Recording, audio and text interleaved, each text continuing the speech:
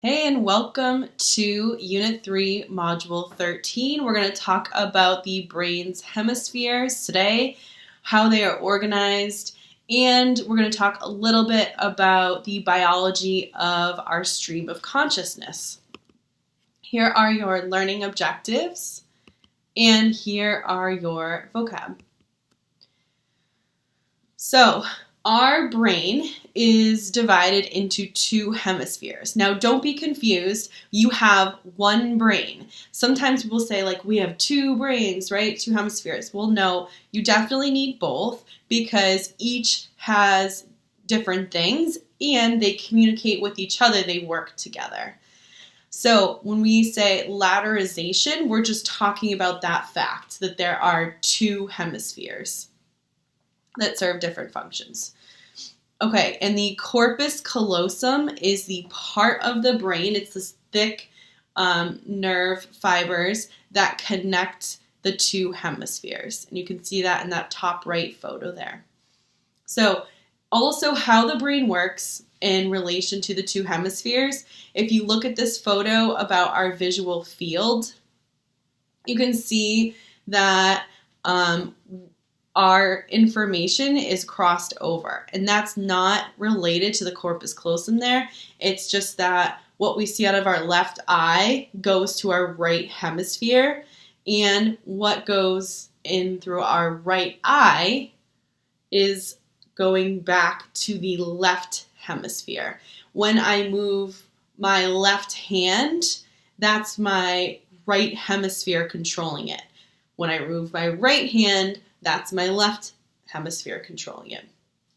So that's important to understand before we move forward and talk about splitting the corpus callosum. So in 1961, there were two surgeons who believed that if they split the two hemispheres, so severed the corpus callosum, they thought they could help patients with severe epileptic seizures. So they split the two hemispheres, and they were right. It pretty much stopped all seizures for these patients.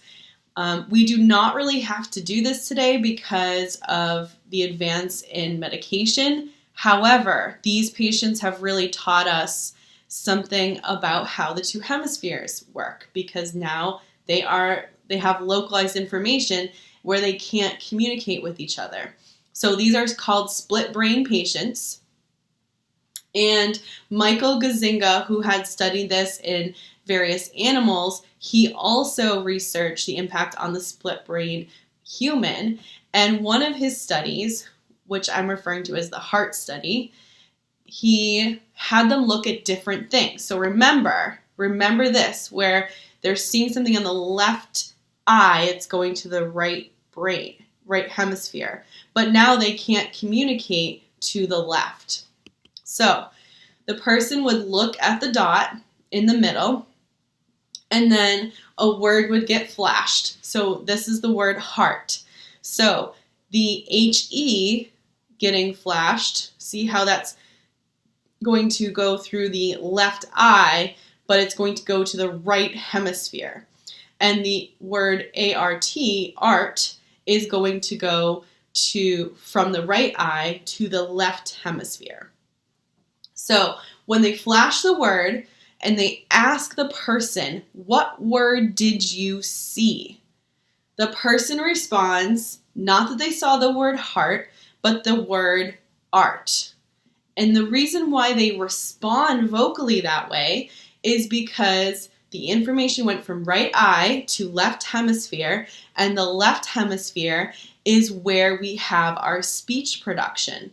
Remember, Broca's area was on the left side of the brain, so they can speak the word art.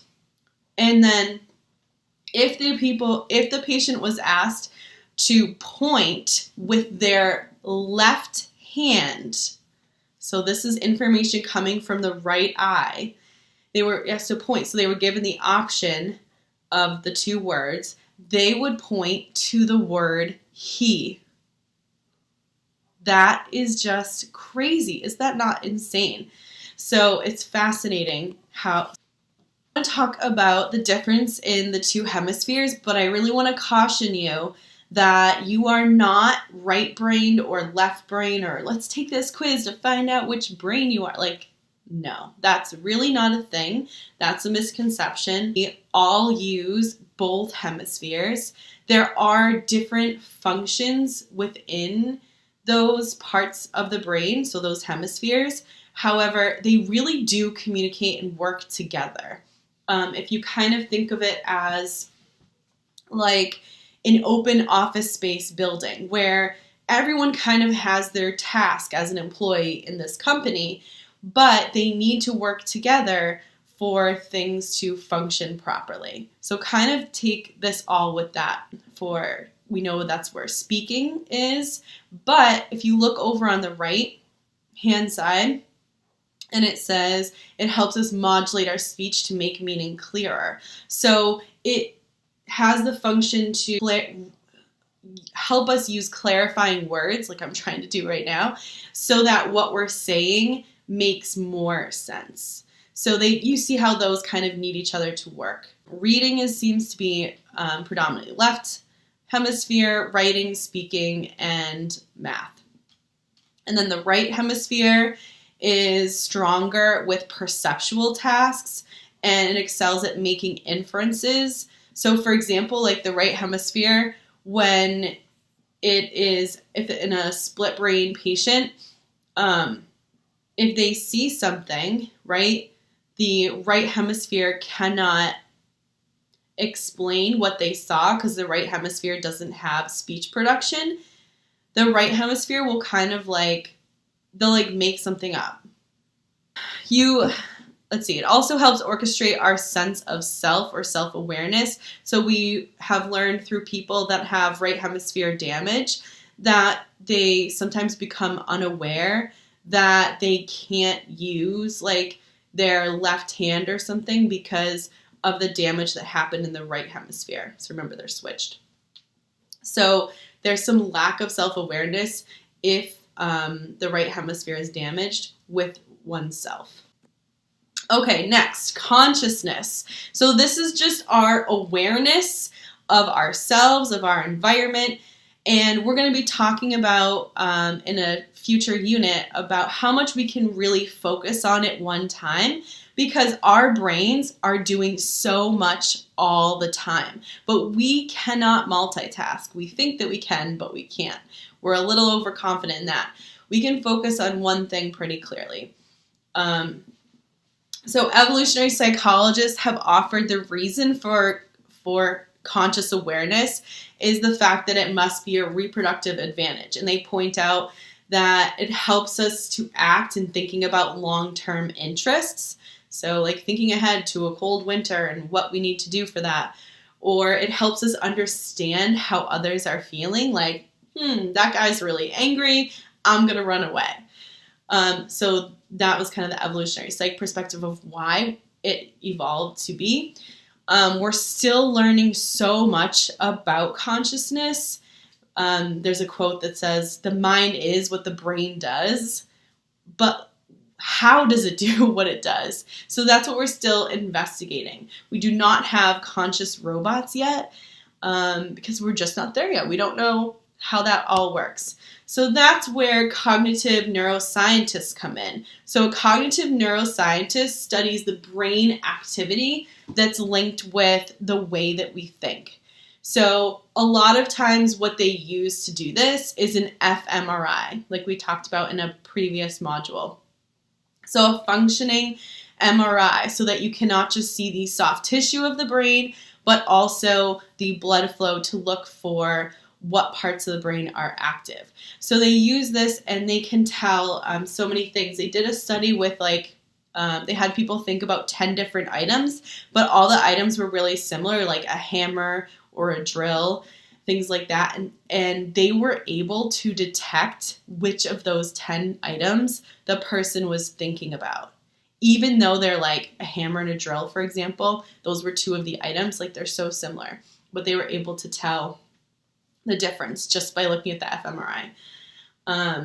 So it is limited. They cannot see everything, but this is what they use to kind of explore and map our conscious functioning. So what they have found is that we have a dual processing mind. So this means that information is simultaneously being processed on separate, like, conscious and unconscious tracks.